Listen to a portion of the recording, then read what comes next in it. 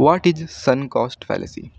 सो मान लो तुम एक नीट स्टूडेंट हो और तुम 2 साल नीट का प्रिपरेशन करते हो एंड नीट तुम्हारा एग्ज़ाम आता है, पर एग्ज़ाम तुम्हारा बहुत बेकार जाता है, बहुत बेकार जाता है। देन इंस्टेड ऑफ कि तुम चलो लाइफ में कुछ और करते हैं, क्योंकि नीट का एग्ज़ाम बेकार गया, 2 साल प्रिपरेशन करके देख लिए नहीं होगा मेरे से, पर क्योंकि तुम 2 साल उस चीज़ को दे चुके हो, तो तुमको ऐसा लगेगा कि नहीं, अब क्योंकि हम 2 साल इसको दे चुके हैं, तो अब हम कुछ और डिसीज़न नहीं बना सकते, 1 साल और दे के देखते हैं, कुछ तो बेनिफिट होगा। तुम 1 साल और देते हो, उस बार भी नहीं निकलता है।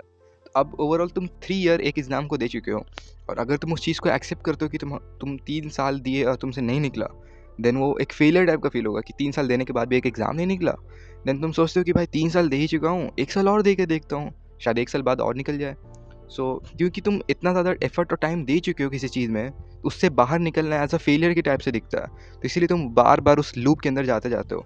और ये मोस्ट ऑफ द स्टूडेंट जो कॉम्पिटिटिव एग्ज़ाम की तैयारी कर रहा होता है, उसके अंदर दिखता है कि वो एक बार किसी एग्ज़ाम को देने चला जाता है, देन उसमें लूप में फँस जाता है। क्योंकि उसके बाहर आना एक फेलियर के टाइप से दिखता है कि अगर 3 साल तुम किसी एग्ज़ाम को दे चुके हो, अगर तुम एक्सेप्ट कर रहे हो कि एग्ज़ाम तुमसे नहीं निकलेगा, that means all the energy and effort वो वेस्ट हो गया। क्योंकि जो एग्ज़ाम में तुम लर्न कर रहे होते हो, जो पैटर्न फाइंड करना सीख रहे हो, उसका रियल वर्ल्ड में कोई यूटिलाइज़ेशन नहीं है।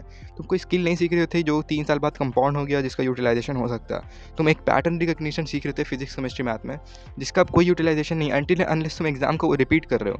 तो दिस इज़ द रीज़न जो भी एग्ज़ाम दे रहा होता है, वो बार-बार ड्रॉप ले रहा होता है। एंड इसीलिए गवर्नमेंट कुछ लिमिट लगाना चाहिए कि 2 ड्रॉप के बाद नहीं हो सकता। पर नीट में या यूपीएससी में एन एग्ज़ाम लाइक दैट, यहाँ पे कोई है ही नहीं लिमिट। सबसे बड़ा दिक्कत यहीं पे हो जाता है। दिस इज़ सनक cost fallacy, and most of the लोग इसे सफ़र कर ही रहा होता है, जो भी कॉम्पिटिटिव एग्ज़ाम की तैयारी कर रहा होता है। आई होप सो अगली बार तुम नहीं करोगे after understanding this. That is my hope.